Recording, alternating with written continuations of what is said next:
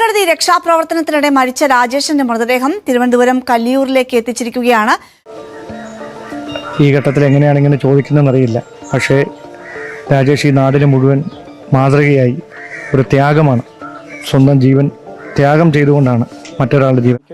എന്താ എന്നെ രക്ഷിക്കാൻ വന്നിട്ടൊരു ജീവൻ പോകാന്ന് പറഞ്ഞാൽ ഞാൻ പറയുന്ന അവൻ പോകുന്ന സമയത്ത് ഞാൻ പോയാലും എനിക്ക് വിഷയമില്ല. കാരണം നമ്മുടെ പ്രായമായതല്ലേ, ഞാൻ ചെറുപ്പക്കാരനല്ലേ. പക്ഷെ സംഭവിച്ചു പോയി. അപ്പൊ കണ്ണൂരിൽ സ്വന്തം ജീവൻ പണയം വെച്ച് മറ്റൊരാളെ രക്ഷിച്ച വാർത്ത നിങ്ങൾ എല്ലാവരും അറിഞ്ഞിരിക്കുമല്ലോ. രാജേഷ് എന്ന് പറയുന്ന ഒരാളാണ് മരണപ്പെട്ടത്. പുള്ളി ധരിച്ചിരുന്ന ലൈഫ് ജാക്കറ്റ് വരെ ഊരി മറ്റൊരാൾക്ക് കൊടുത്തു. ഒന്നാലോചിച്ച് നോക്കണം.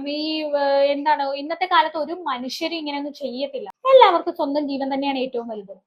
പുള്ളി ഇവിടെ ചെയ്തത് എന്താണ്? അയാളുടെ ജീവൻ പോലും നോക്കാതെ മറ്റൊരാളെയാണ് പുള്ളി രക്ഷിച്ചെടുത്തത്. സത്യം പറഞ്ഞാൽ ഈ ഒരു വാർത്ത കേരളത്തിലെ എല്ലാവർക്കും വേദനയോടുകൂടി മാത്രമേ കാണാൻ പറ്റത്തുള്ളൂ. അപ്പൊ ഈ മരണപ്പെട്ട രാജേഷിന് 2 കുട്ടികളാണുള്ളത്. ആ കുട്ടികളുടെ കരച്ചിൽ ശരിക്കും പറഞ്ഞാൽ കാണാൻ കൂടി പറ്റത്തില്ല. കാര്യം അച്ഛ എന്ന് പറഞ്ഞ് നിലവിളിച്ച് വാവിട്ട് കരയുവാണ് ആ കുട്ടികൾ. ആ കുടുംബത്തില് ഈ 2 വർഷത്തിനിടയ്ക്ക് 2 മരണമാണ് സംഭവിച്ചിരിക്കുന്നത്. പുള്ളിക്കാരന്റെ സഹോദരനും മരിച്ചു പോയിട്ടുണ്ടായിരുന്നു. അതും ഇതുപോലെ എന്തോ കാരണമായി ബന്ധപ്പെട്ടായിരുന്നു മരണപ്പെട്ടത്. ട്രെയിൻ തട്ടി എന്തോ ആണ് മരണപ്പെട്ടത്. ആ കുടുംബത്തിന്റെ അവസ്ഥയെന്ന് ആലോചിച്ച് നോക്കിയേ. പ്രായമായ അച്ഛനും അമ്മയുമാണ്.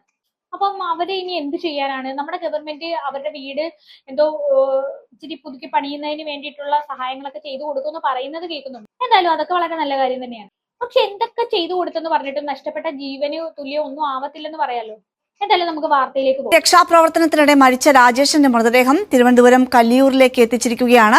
രാജേഷിന്റെ വീടിനോട് ചേർന്നുള്ള കുടുംബാരോഗ്യ കേന്ദ്രത്തിന് സമീപമാണ് പൊതുദർശനം. രാജേഷിന്റെ മൃതദേഹം സംസ്ഥാന സർക്കാരിന്റെ ഔദ്യോഗിക ബഹുമതികളോടെ സംസ്കരിക്കും. തീർച്ചയായും കേട്ടോ, അത്രമാത്രം ദുഃഖത്തോടു കൂടി തന്നെയാണ് കല്ലിയൂരിലെ ജനത രാജേഷിന് വിട ചൊല്ലുന്നത്. ഇപ്പോൾ അല്പസമയത്തിനകം തന്നെ മുഖ്യമന്ത്രി വി.ഡി. സതീശൻ ഇവിടേക്ക് അന്ത്യാഞ്ജലി അർപ്പിക്കാൻ എത്തും. നേരത്തെ KPCC അധ്യക്ഷനും മന്ത്രിയുമായ സണ്ണി ജോസഫ് ഉൾപ്പെടെയുള്ള പ്രമുഖരൊക്കെ തന്നെ എത്തി ഇവിടെ രാജേഷിന് അന്ത്യാഞ്ജലി അർപ്പിച്ച് മടങ്ങുകയുണ്ടായി. അപ്പൊ ഞാനൊരു കാര്യം എടുത്തു പറയാം. ഈ രക്ഷപ്പെടുത്താൻ വേണ്ടിയിട്ട് ശ്രമിക്കുന്ന ഓരോ ആൾക്കാരുണ്ടല്ലോ, അവരുടെയൊക്കെ കാര്യം നിങ്ങൾ നോക്കണം. ഒരുപാട് പേര് അതിനെ തുനിഞ്ഞിറങ്ങാറുണ്ട്. അവരുടെയൊക്കെ ജീവിത സാഹചര്യം എന്ന് പറഞ്ഞാൽ ഭയങ്കര മോശമായിട്ടുള്ള ഒരു സാഹചര്യമായിരിക്കും അവർക്ക്. അതിന് ഏറ്റവും വലിയൊരു എക്സാമ്പിൾ എന്ന് പറയുമ്പോൾ ഒരുപാട് പേരുണ്ട്. ഒരാളെ മാത്രം എടുത്തു പറയേണ്ട ആവശ്യമൊന്നുമില്ല. ഒരുപാട് ന്യൂസുകളിലൊക്കെ നമ്മൾ കാണുന്നതാണ്. ഒരുപാട് പേര് സ്വന്തം ജീവൻ പണയപ്പെടുത്തിയാണ് ഇവരെയൊക്കെ രക്ഷിക്കാൻ വേണ്ടിയിട്ട് പോകുന്നത്. അവരുടെ പേഴ്സണൽ ലൈഫ് എടുത്ത് നോക്കാൻ നേരത്ത് ഭയങ്കര ദുരിതപൂർണമായിട്ടുള്ള ലൈഫായിരിക്കും. ആ രാജേഷ് എന്ന് പറയുന്ന ഒരു ചേട്ടന്റെ ഫാമിലി ആണെങ്കിൽ ഭയങ്കര സാമ്പത്തികമായിട്ട് ബുദ്ധിമുട്ടുള്ള ഒരു ഫാമിലിയാണ്. അച്ഛനാണെങ്കിൽ തന്നെ ഒരു പെട്ടിക്കട എന്തോ ആണുള്ളത്. നിലവിൽ 2 മക്കൾ മരണപ്പെടുകയും ചെയ്തു. ഇനി ആ അച്ഛനും അമ്മയും എങ്ങോട്ട് പോകാനാണ്? എന്ത് ചെയ്യാനാണ്? ശരിക്കും ഇവർക്കൊക്കെ കാര്യമായിട്ട് നമ്മുടെ സർക്കാർ എന്തെങ്കിലുമൊക്കെ ചെയ്യണം തീർച്ചയായിട്ടും. അല്ലെങ്കിൽ ഈ ചാരിറ്റിയായിട്ട് ബന്ധപ്പെട്ട ഒരുപാട് ആൾക്കാരുണ്ടല്ലോ, അവരൊക്കെ ഈ വീഡിയോ കാണുന്നവരുണ്ടെങ്കിൽ ദയവ് ചെയ്ത് അവരെയൊക്കെ ഒന്ന് സഹായിക്കും. എനിക്ക് പ്രത്യേകിച്ച് പറയാനുള്ള ആ കുട്ടികളുടെ പഠിത്തത്തിന് വേണ്ടിയിട്ട് എന്തെങ്കിലും ഒന്ന് ചെയ്തു കൊടുക്കുന്നത് വളരെ നല്ലതായിരിക്കും. എന്റെ ഒരു പേഴ്സണൽ റിക്വസ്റ്റ് ആണത്. നമ്മുടെ നാട്ടിൽ എത്രയോ കുടുംബങ്ങളാണ് ഈ മഴ കാരണം അനാഥമായി പോയത്. ഒന്ന് ആലോചിച്ച് നോക്ക്. രാത്രി കിടന്ന് ഉറങ്ങുന്നവര് രാവിലെ എഴുന്നേക്കുമോന്ന് പോലും ഒരു ഉറപ്പില്ലാതെയാണ് കിടന്ന് ഉറങ്ങുന്നത്. അതായത് കോട്ടയം, പത്തനംതിട്ട, വയനാട് അതുപോലുള്ള ഒരുപാട് സ്ഥലങ്ങളുണ്ടല്ലോ, മലമ്പ്രദേശങ്ങൾ. അവിടെയുള്ളവർക്ക് ഇങ്ങനെയൊക്കെ ആയിരിക്കും ജീവിക്കുന്നത്. സത്യം പറഞ്ഞാൽ നമ്മൾ ഇവിടെ നിന്ന് പറയുന്നുണ്ട്, അവിടെ പോയി കാണുമ്പോഴേ അറിയത്തുള്ളൂ. ഈ ഭയങ്കര ഒരു വല്ലാത്തൊരു വിഷമം തന്നെയായിരിക്കും. ഇപ്പൊ ഞാൻ എന്റെ ഒരു കാര്യം പറയുകയാണെങ്കിൽ, ഞാൻ ഈ കുട്ടനാട് ഏരിയയിലേക്ക് കഴിഞ്ഞ ദിവസം ഞാൻ ഹസ്ബൻഡും കൂടെ പോയിട്ടുണ്ടായിരുന്നു. എന്റെ പൊന്നളിയെ എന്ത് കാണണം! എന്താന്ന് വെച്ച് കഴിഞ്ഞാല് വീടൊക്കെ പകുതി വരെ വെള്ളം കയറിയേക്കുവാണ്. വീടിന്റെ വാതിലിന്റെ പകുതി മുക്കാലും വെള്ളം കയറിയിരിക്കുകയാണ്. ഒന്ന് ആലോചിച്ച് നോക്കുക. അവിടെ വാങ്ങിച്ചു വെച്ചിരിക്കുന്ന സാധനങ്ങൾ, ഫ്രിഡ്ജ്, TV, വാഷിംഗ് മെഷീൻ, പാത്രങ്ങൾ എല്ലാം നശിച്ചു പോകത്തില്ലേ? ഒന്ന് ആലോചിച്ചു. ഒന്നേന്ന് തുടങ്ങണ്ടേ അവര് വീണ്ടും? ഇനി ഓരോ മഴ വരുമ്പോഴും ഇതൊക്കെയാണ് അവസ്ഥകൾ എന്ന് പറയുന്നത്. കൂടിപ്പോയാൽ വെള്ളം കയറിയവർക്ക് 10,000 രൂപയോ എല്ലാം കൊടുക്കുമായിരിക്കും. അതുകൊണ്ട് എന്താവാനാണ്? കുറെ പേരുടെ സ്വപ്നങ്ങളും പ്രതീക്ഷകളും അല്ലേ നഷ്ടപ്പെടുന്നത്? നേരത്തെ സൂചിപ്പിച്ച പോലെ തന്നെ ഒരു സ്വന്തം ജീവൻ പണയം വെച്ചുകൊണ്ടാണ് ആ സ്വന്തം ജാക്കറ്റ് മറ്റൊരാൾക്ക് നൽകി ആ ജാക്കറ്റ് സുരക്ഷിതമായി നൽകിയ ആളെ സുരക്ഷിതമായി കരയിൽ എത്തിക്കുന്നതിനിടയിലാണ് രാജേഷ് ആ വള്ളി നഷ്ടപ്പെടുകയും ആ പിടിവള്ളി നഷ്ടപ്പെടുകയും ആ ഒഴുക്കിൽപ്പെടുകയും ചെയ്തത്. രാജേഷ് ഒരു അഡ്വഞ്ചർ ടൂറിസത്തിന്റെ ഒരു പരിശീലകനായിരുന്നു. മാത്രമല്ല നീന്തലിൽ വിദഗ്ധനായിരുന്നു. എന്നിട്ട് പോലും കാലൊരു പക്ഷേ കോച്ചി പിടിച്ചതാകാം ഇങ്ങനെ ഒരു അപകടത്തിലേക്ക് രാജേഷിനെ എത്തിച്ചതെന്നാണ് വിദഗ്ധർ തന്നെ സൂചിപ്പിക്കുന്നത്. ഏതായാലും കയത്തിൽ മുങ്ങിപ്പോകുന്ന രാജേഷിനെ ഏതായാലും പിന്നീട് രക്ഷിക്കാൻ കഴിഞ്ഞില്ല. ഇന്നലെ രാജേഷിന്റെ മൃതദേഹം കണ്ടെത്തിയത് മുതൽ കുടുംബവും അവരുടെ എല്ലാ പ്രതീക്ഷകളും നഷ്ടപ്പെട്ട അവസ്ഥയിലായിരുന്നു. കാരണം രാജേഷിന്റെ അച്ഛനൊരു സ്വന്തം പെട്ടിക്കട തൊട്ടു മുമ്പിൽ നടത്തുന്നുണ്ട്. അമ്മ പ്രായമായ അമ്മയാണ്. ഭാര്യ തൊട്ടടുത്ത് തന്നെ ഒരു സ്വകാര്യ ആശുപത്രിയിൽ ഒരു ക്യാൻറ്റീനിൽ ജോലി ചെയ്യുകയാണ്. 2 ആൺമക്കൾ ഇപ്പോൾ അല്പസമയം മുമ്പ് ആ മക്കളെ മൃതദേഹത്തിൻ്റെ അടുത്തേക്ക് എത്തിച്ചു. മൃതദേഹം കാണിക്കാൻ കഴിയുന്ന ഒരവസ്ഥയിലല്ല മൃതദേഹം എന്നുള്ളതാണ് ബന്ധുക്കൾ പറയുന്നത്. അപ്പോൾ ആ 9ാം ക്ലാസ്സിലും 7ാം ക്ലാസ്സിലും പഠിക്കുന്ന 2 മക്കളെയും അവരുടെ അലമുറകളെയും നാട് തേങ്ങലോടുകൂടിയാണ് കേട്ടത്. ഏതായാലും അതിനുശേഷമാണ് ഇപ്പോൾ അല്പസമയത്തിനതിന് മൃതദേഹം ഔദ്യോഗിക ബഹുമതികളോടെ സംസ്കരിക്കും. ആ വീട് അദ്ദേഹത്തിന്റെ സഹായം കേട്ടല്ലോ. പുള്ളി എക്സ്പീരിയൻസ്ഡ് ആയിട്ടുള്ള ഒരു വ്യക്തിയായിരുന്നു. അദ്ദേഹത്തിന് വരെ ഇങ്ങനെ സംഭവിച്ചെന്ന് പറയുമ്പോൾ നിങ്ങളൊന്ന് ആലോചിച്ച് നോക്കൂ. മനുഷ്യരുടെ കാര്യം ശരിക്കും പറഞ്ഞാൽ ഇത്രയൊക്കെ ഉള്ളൂ. സ്വന്തം ലൈഫ് ജാക്കറ്റ് ഊരിയാണ് മറ്റൊരാൾക്ക് സഹായത്തിനായിട്ട് കൊടുത്തത്. ഒന്ന് ആലോചിച്ച് നോക്കി. രക്ഷിക്കാൻ നോക്കിയതാ, പുള്ളി മരണപ്പെട്ടു പോയി. നമ്മുടെ കാഞ്ചന മൊയ്തീൻ എന്ന് പറയുന്ന ആ ഒരു സിനിമ മൊയ്തീന്റെ അവസ്ഥ ഇതൊക്കെ തന്നെയല്ലേ?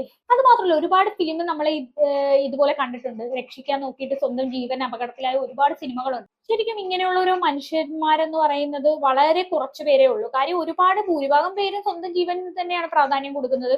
എന്തൊക്കെ സംഭവിച്ചെന്ന് പറഞ്ഞാലും സ്വന്തം ജീവൻ കളഞ്ഞിട്ട് രക്ഷപ്പെടുത്താത്ത ഒരുപാട് പേരുണ്ട്. ഇങ്ങനെ ഒരു സൽപ്രവൃത്തി ആരും ചെയ്യത്തില്ല.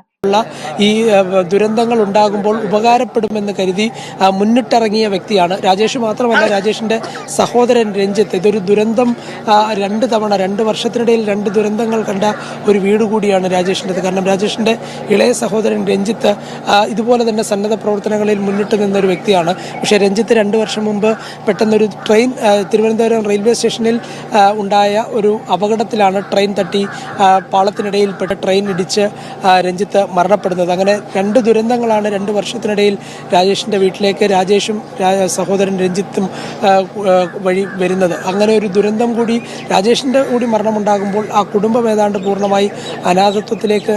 ശരിക്കും പറഞ്ഞ ഒരു കുടുംബം അനാഥമായി മാറി. ഇനി അവരെങ്ങനെ ജീവിക്കും? ചെലവിനുള്ള പൈസ, കാര്യങ്ങള്, ഒരു പ്രായമായ അച്ഛനും അമ്മയും ഒക്കെയാണ്. എങ്ങനെ ജീവിക്കും ഇനി അവരൊന്ന് മനസ്സിലാക്കാൻ പോലും പറ്റുന്നില്ല. എന്താ ചെയ്യുക? ഗവൺമെന്റ് അവരുടെ ഫാമിലി സെക്യൂർ ആയിട്ട് ഇരിക്കുന്ന രീതിയിൽ എന്തെങ്കിലും ചെയ്തു കൊടുക്കണമെന്നാണ് ഞാൻ പറയുന്നത്. ശരിക്കും പറഞ്ഞാൽ അവരെങ്ങനെ മുന്നോട്ട് ജീവിക്കും ഇനി അങ്ങോട്ട്? അതാണ് ഇവിടെ ചിന്തിക്കേണ്ടത്. എന്തായാലും ഇനി രാജേഷിന്റെ അച്ഛൻ ഈ വിഷയവുമായി ബന്ധപ്പെട്ട് സംസാരിക്കുന്നുണ്ട്. നമുക്കൊന്ന് കേട്ടുനോക്കാം. ഈ ഘട്ടത്തിൽ എങ്ങനെയാണ് ഇങ്ങനെ ചോദിക്കുന്നതെന്ന് അറിയില്ല. പക്ഷേ രാജേഷ് ഈ നാടിന് മുഴുവൻ മാതൃകയായി ഒരു ത്യാഗമാണ്. സ്വന്തം ജീവൻ ത്യാഗം ചെയ്തുകൊണ്ടാണ് മറ്റൊരാളുടെ ജീവൻ രക്ഷിച്ചെടുത്തത്. അച്ഛൻ എങ്ങനെയാണ് ഈ മകനെ ഓർത്തെടുക്കുന്നത്? ഇതൊരു ഓർക്കമൊന്നുമില്ല. പെയിൻ.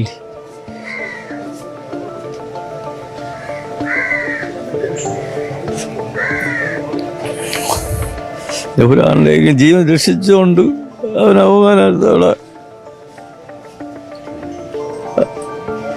വിളിച്ചെന്ന് പറയാം. 3 മക്കളായിരുന്നല്ലേ? ഇദ്ദേഹത്തെ കൂടാതെ മറ്റൊരാളും മരണപ്പെട്ടിട്ടുണ്ടല്ലോ. ദുഃഖം താങ്ങാൻ പറ്റുന്നതല്ല. പക്ഷെ ഞങ്ങളെല്ലാവരും ഒപ്പമുണ്ട്. ആ കുടുംബത്തിന്റെ ബുദ്ധിമുട്ടുകളിൽ കാട്ടിൻ്റെ അകത്ത് എവിടെയെങ്കിലും കാണും, ജീവനോടെ കാണുമെന്നുള്ള പ്രതീക്ഷയിലാണ് നമ്മളൊക്കെ അവിടെ നിന്ന്. നല്ല പ്രതീക്ഷ. പുഴയെല്ലാം നീന്തി കയറും, അതും എന്തും ചെയ്യും. അപ്പോൾ അതുകൊണ്ട് അവൻ എന്തോ കുരുക്കിലൂടെ പെട്ട് ഇരിപ്പുണ്ട് എന്നാണ് പ്രതീക്ഷിച്ചത്. ഇതിനു മുമ്പ് ഇങ്ങനത്തെ അപകട സാഹചര്യങ്ങളിൽ പെട്ടിട്ടുണ്ട്. കളക്ടർ അവനത് സല്യൂട്ട് ചെയ്തിട്ടുണ്ടെന്ന്. ഒരു പ്രാതം എടുക്കാൻ, കൊച്ചിൻ്റെ പ്രാതം ഇട്ടെടുക്കാൻ പോകുമ്പോൾ ആരും പോകാതെ പോയി എടുത്തുള്ളൂ. എന്തായാലും ഇങ്ങനൊരു മകൻ്റെ അച്ഛനായതിൽ അച്ഛനെ അഭിമാനിക്കുക. വേദനയുള്ള സമയവും മറ്റൊരാളുടെ ജീവൻ രക്ഷിച്ചുകൊണ്ടാണ് രാജേഷില്ലാത്തത്. ഞങ്ങളെല്ലാവരും ആ ദുഃഖത്തിൽ പങ്കുചേരും. ഞാൻ വേറെ ഒന്നും ചോദിക്കുന്നില്ല ഈ അച്ഛനോട്. അപ്പൊ പുള്ളിക്കാരൻ മരണപ്പെട്ടു പോകുന്ന ഒരിക്കലും വിചാരിച്ചില്ല. എവിടെയോ പെട്ട് നിൽക്കുന്നുണ്ടെന്നുള്ള രീതിയിലാണ് അവർ വിചാരിച്ചത്. മോൻ തിരിച്ചു വരുമെന്നുള്ള ഒരു പ്രതീക്ഷ ഇവർക്കുണ്ടായിരുന്നു. ശരിക്കും പുള്ളിക്കാരൻ അങ്ങനെ പെട്ടുപോകുന്ന ഒരു അവസ്ഥയില്ല. അത്രയും എക്സ്പീരിയൻസ്ഡ് ആയിട്ടുള്ള ഒരു വ്യക്തിയാണെന്നാണ് പറയുന്നത്. ഇവരുടെ ഒക്കെ ഒരു അവസ്ഥയൊന്ന് ആലോചിച്ച് നോക്കി. എന്തൊരു അവസ്ഥയായിരിക്കും അല്ലേ? 2 ആൺമക്കളാണ് നഷ്ടമായത്, അച്ഛനും അമ്മയ്ക്കും. ശരിക്കും ആ ഒരു വ്യക്തിയെ രക്ഷപ്പെടുത്തിയിട്ടാണ് പിന്നെ ഈ മകൻ മരിച്ചത്. ആ അച്ഛന് ആ ഒരു കാര്യോർത്ത് അഭിമാനിക്കാം.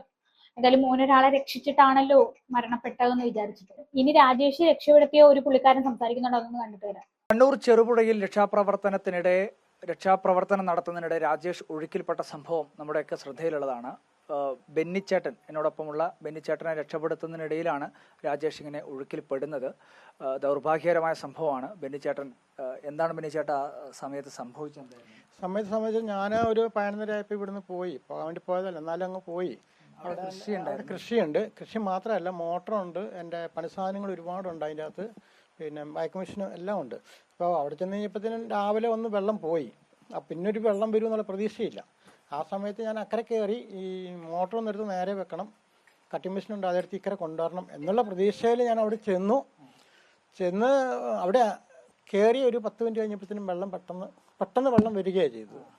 അത് നമുക്കവിടെ നിയന്ത്രിക്കാൻ പറ്റാത്തൊരു അവസ്ഥയിലേക്ക് വന്നു. പിന്നെ എങ്ങനെ ഇത് പുറത്തുള്ള ആളുകൾ അറിയാം? അപ്പോൾ എൻ്റെ കയ്യിൽ അന്നേരം മൊബൈൽ ഉണ്ടായിരുന്നു. ഞാൻ മൊബൈൽ അപ്പോൾ എൻ്റെ കഴുത്തപ്പോൾ ഏകദേശം എൻ്റെ സെൻട്രൽ വെള്ളമായി. അപ്പോൾ ഞാൻ പഞ്ചായത്ത് മെമ്പറെ വിളിച്ചു, മെമ്പറുടെ ഫോണിൽ. അപ്പോൾ മെമ്പറെ വിളിച്ച് ഞാൻ ഇങ്ങനെ വിവരം പറഞ്ഞു. പറഞ്ഞു കഴിഞ്ഞ ശേഷം എൻ്റെ കയ്യിൽ നിന്ന് മൊബൈൽ പോവുകയും ചെയ്തു. പുറത്തേക്ക് പോയി? എൻ്റെ വെള്ളത്തിൽ വീണ് പോയി. ഞാൻ നോക്കാൻ പറ്റില്ല, കാരണം നല്ല ഒഴുക്കായതുകൊണ്ട് പിന്നെ ശ്രദ്ധിച്ചില്ല. ഞാൻ പറഞ്ഞത് നമ്മളെ സംരക്ഷണമായിരുന്നു. അത് കഴിഞ്ഞ് പിന്നെ കുറച്ച് മേലേക്ക് വന്നപ്പോൾ തന്നെ ഒരു ഡ്രാഫ്റ്റിംഗുകാർ അവരെല്ലാവരും കൂടെ വന്നു. അപ്പോൾ എനിക്ക് കയറിട്ട് തന്നു. എനിക്ക് ചെറിയൊരു കയറിട്ട് വരുമ്പോഴത്തേക്കും കയറ് തെങ്ങ് ഇങ്ങനെ കുടുങ്ങിയിട്ട് ഈ വിരൽ മുറിഞ്ഞ് പോകേണ്ടത്. അപ്പോൾ ഏകദേശം അപ്പോൾ ഇതൊന്ന് അഴിച്ചെടുക്കാൻ വേണ്ടിയിട്ട് 2-3 മിനിറ്റ് ഞാൻ ഭയങ്കര. അപ്പോൾ ഇതിൻ്റെ ഇടയ്ക്ക് ഇവരോട് പറയുന്നുണ്ട് 2-3 മിനിറ്റ് ഞാൻ ഭയങ്കര. അപ്പോൾ ഇതിൻ്റെ ഇടയ്ക്ക് ഇവരോട് പറയുന്നുണ്ട് വരണ്ട. കേട്ടില്ലേ, ഇവര് പോലും പ്രതീക്ഷിക്കാതെയാണ് അവിടെ വെള്ളം കയറിയത്. അപ്പൊ ഇനി അതിന് ഈ രാജേഷിനെ പറ്റി സംസാരിക്കുന്നുണ്ടോ എന്ന് കേട്ടു നോക്കാം. ഞാൻ പറയുന്നുണ്ട്, ഞാൻ കയറെ പിടിച്ച് താഴെ ഒഴുകി വന്നോളാം എന്നെല്ലാം പറയുന്നുണ്ട്. പക്ഷെ അവർ അത് ശ്രദ്ധിക്കുന്നുണ്ട് എന്താ അറിയത്തില്ല. അവരുടെ ഒരു എൻ്റെ സംരക്ഷണമായിരിക്കുമല്ലോ അത്. എനിക്കവൻ ഇട്ടിരുന്ന മറ്റേത് തന്നു, ജാക്കറ്റ് തന്നു. അപ്പം ഞങ്ങൾ 3 പേരും കൂടി ഇങ്ങി പോകുന്നു. അവർ 3 പേരുണ്ടായിരുന്നു. അപ്പം ബാക്കി 2 പേരും ഞാനും കൂടി ഇങ്ങി പോകുന്നു. അപ്പോൾ തൊട്ട് പുറകെ പുള്ളി ഉണ്ട്. പക്ഷെ ഞാൻ ഇക്കരെ കയറിയ ശേഷമാണ് പുള്ളി ഒഴുക്കിപ്പെടുന്നതെന്നാണ് പറയുന്നത്. അതായത് ഒഴുക്കിൽപ്പെട്ട് കാല് കൊച്ചു പിടിച്ചെന്തോ ആണ് ഈ മരണം സംഭവിക്കുന്നത്. ഒന്ന് ആലോചിക്കേ, പുള്ളി രക്ഷിക്കാൻ വേണ്ടിയിട്ട്, വേറൊരാളെ രക്ഷിക്കാൻ വേണ്ടിയിട്ട് ലൈഫ് ജാക്കറ്റ് ഊരിക്കൊടുത്താണ്. പക്ഷെ ആ ഒരു ലൈഫ് ജാക്കറ്റ് ഉണ്ടായിരുന്നെങ്കിൽ ആ പുള്ളിക്കാരനങ്ങ് മരിക്കത്തില്ലായിരുന്നു. പുള്ളി അതുപോലും സ്വന്തം ജീവൻ പോലും നോക്കാതെയാണ് ആ ഒരു മനുഷ്യനെ രക്ഷപ്പെട്ടത്. ചേട്ടനെ ആദ്യം മുന്നിൽ കയറിന്റെ മുന്നിൽ ഉണ്ടായിരുന്നു, തൊട്ട് മുന്നിൽ 2 പേരുണ്ടായിരുന്നു. അതിൽ ഏറ്റവും പുറകിലായിരുന്നു രാജേഷ് ഉണ്ടായിരുന്നത്. രാജേഷ് ഈ പറഞ്ഞ ഈ മുന്നിലേക്ക് വരുന്ന സമയത്ത് നിങ്ങളൊന്നും പുറകിലേക്ക് ഇല്ല, പുറകിലേക്ക് നോക്കുന്നില്ല. ഞാനിത് കണ്ടായിരുന്നെങ്കിൽ ഞാൻ എങ്ങനെ രക്ഷപ്പെടുത്താൻ നോക്കിയാണ്. പക്ഷെ അതുകൊണ്ട് പറയാന്നുള്ളല്ലാണ്ട് വേറെ പറ്റത്തില്ലല്ലോ. നമുക്ക് ഇത് മാത്രമേ ഉള്ളൂ. പക്ഷെ പെട്ടെന്ന് പോയി എന്നാണ് പറയണത്. അവന് പിന്നെ ഒന്ന് കൈ വിട്ടു, രണ്ടാമത്തെ കൈ കയറിയെന്ന് വിട്ടുപോയി എന്നാണ് പറയുന്നത്. ഇത് കാണുന്നില്ല. പക്ഷെ കൂടെ ആൾക്കാരുണ്ടായിരുന്നു. പക്ഷെ അവര് ചെന്നപ്പോഴത്തേക്കിനും ആള് വിട്ടുപോയി.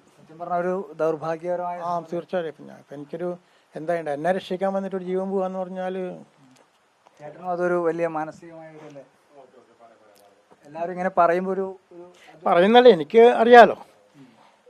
ഞാൻ പറയുന്ന അവൻ പോകുന്ന സമയത്ത് ഞാൻ പോയാലും എനിക്ക് വിഷയമില്ല, കാരണം നമ്മുടെ പ്രായമായതല്ലേ, ഞാൻ ചെറുപ്പക്കാരനല്ലേ. പക്ഷെ സംഭവിച്ചു പോയി. ഇപ്പം എനിക്ക് ആരെങ്കിലുമൊക്കെ ഇങ്ങനെ ഈ പറയുമ്പോൾ അല്ല, ആൾക്കാരെല്ലാം ഇങ്ങനെ പറയുന്നുണ്ട്. അപ്പോൾ എൻ്റെ കുറ്റം കൊണ്ടാണ് സംഭവം, കാരണം സംഭവിച്ചത്. അങ്ങനെ നമുക്ക് അങ്ങനെ നാട്ടുകാർക്ക് അങ്ങനെ ഒരു വിഷയമുണ്ട്. ഞാൻ എല്ലാവരോടും മാപ്പി ചോദിക്കുന്നു. അങ്ങനെ വേറെ പറയാനില്ല എൻ്റെ അത്. അങ്ങനെ ആ രീതിയിലാണ് നമ്മളിപ്പോൾ ആരായാലും ഇങ്ങനെ ഒരു സംഭവം. ഇനിയിപ്പോ എല്ലാവരുടെ മുന്നിൽ മാപ്പ് ചോദിച്ചിട്ടോ എന്ത് പറഞ്ഞിട്ടോ എന്താ കാര്യം? ഇനി അതൊന്നും പറഞ്ഞിട്ട് കാര്യമില്ല. ശരിക്കും എനിക്ക് പറയാനുള്ള, ഈ ചേട്ടൻ അവരുടെ വീട്ടിൽ പോവുക, വീട്ടില് പുള്ളിക്കാരന്റെ ജീവൻ കൊടുത്തിട്ടാണ് ഈ ഒരു ജീവൻ രക്ഷിച്ചത്. ആ ഒരു നന്ദി വേണം. എല്ലാ ദിവസവും പറ്റുമെങ്കിൽ നിങ്ങൾക്ക് കഴിയുന്ന എല്ലാ ദിവസവും അവിടെ പോവുക, അവരെ സഹായിക്കുക, അവരെന്ത് ഹെൽപ്പ് വേണമെങ്കിലും അവർക്ക് ചെയ്തു കൊടുക്കുക. അതെനിക്ക് പറയാനുള്ളൂ. ശരിക്കും പറഞ്ഞാൽ നിങ്ങളുടെ ജീവിതം നിലനിൽക്കുന്നുണ്ടെങ്കിൽ ഇപ്പൊ പുള്ളി കാരണമാണ് ഈ ഒരു ജീവൻ തിരിച്ചു കിട്ടിയത്. ആ കുടുംബത്തോട് എന്നും ആ ഒരു കടപ്പാട് ഉണ്ടാവണം എന്ന് മാത്രമേ എനിക്ക് പറയാനുള്ളൂ. അപ്പൊ എന്തായാലും കൂടുതലൊന്നും പറയാനില്ല. ഇത് കണ്ടിട്ട് നിങ്ങൾക്ക് എന്താണ് തോന്നിയത് വെച്ചാൽ താഴെ കമന്റ് ബോക്സിൽ കമന്റ് ചെയ്യുക. അടുത്തൊരു വീഡിയോ കാണാം. അതുവരെ ബൈ.